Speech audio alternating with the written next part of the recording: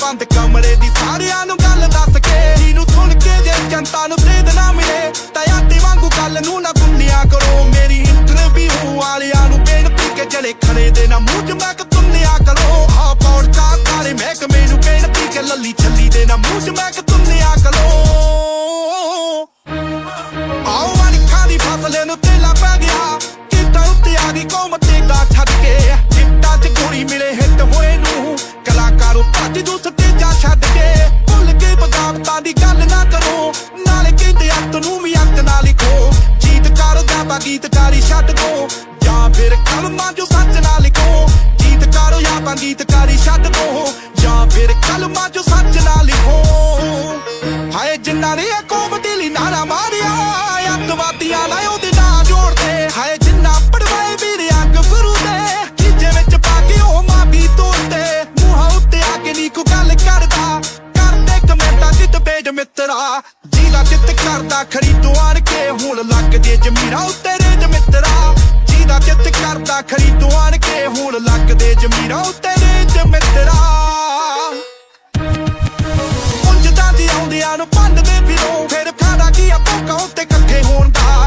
ਝੂਠ ਤੋਂ ਬਿਨਾਂ ਨੀ ਜੀ ਦਾ ਬਿੰਦ ਸਰਦਾ ਇੱਥੇ ਕਰਦਾ ਡਰਾਮਾ ਉਹ ਵੀ ਸੱਚੇ ਹੋਣ ਦਾ।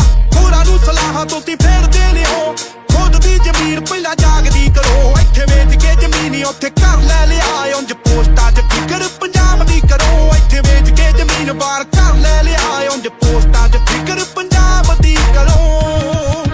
ਇੰਸਟਾਗ੍ਰਾਮ ਤੇ ਸਿਆਣੇ ਬਣਦੇ ਲਾਉਂਦੇ ਆ ਤਮਾਕੂ ਉਂਝ ਪੱਗ ਬੰਨ ਕੇ ਹੱਥ ਨੇ ਮਿਲਾਉਂਦੇ ਜਾਤ ਪਾਤ ਦੇਖ ਕੇ ਉਂਝ ਫਿਰਦੇ ਨੇ ਕਾਂ ਨਾਲ ਰੱਬ ਬੰਨ ਕੇ ਛੱਡਦੇ ਨਾਮ ਪਿੱਛੇ ਸਿੰਘ ਲਿਖਣਾ ਜੇ ਅਸੀਂ ਏਦਾਂ ਦੇ ਹੀ ਪੈਸ ਰੱਖਣੇ। ਪੁੱਤ ਦਾ ਤਿਆਰ ਸਿੰਘ ਨਾਮ ਰੱਖ ਕੇ ਮਾਂ ਕਹਿੰਦੀ ਸਿਰ ਤੇ ਨੀ ਕੇਸ ਰੱਖਣੇ। ਪੁੱਤ ਦਾ ਅਜੀਤ ਸਿੰਘ ਨਾਮ ਰੱਖ ਕੇ ਮਾਂ ਕਹਿੰਦੀ ਸਿਰ ਤੇ ਨੀ ਕੇਸ ਰੱਖਣੇ।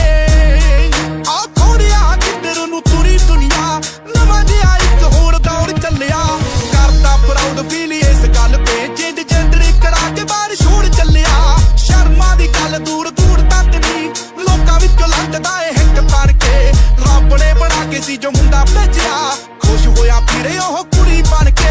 ਰੱਬ ਨੇ ਬਣਾ ਕੇ ਸੀ ਜੋ ਮੁੰਡਾ ਭੇਜਿਆ ਖੁਸ਼ ਹੋਇਆ ਫਿਰਦਾ ਉਹ ਕੁੜੀ ਬਣ ਕੇ।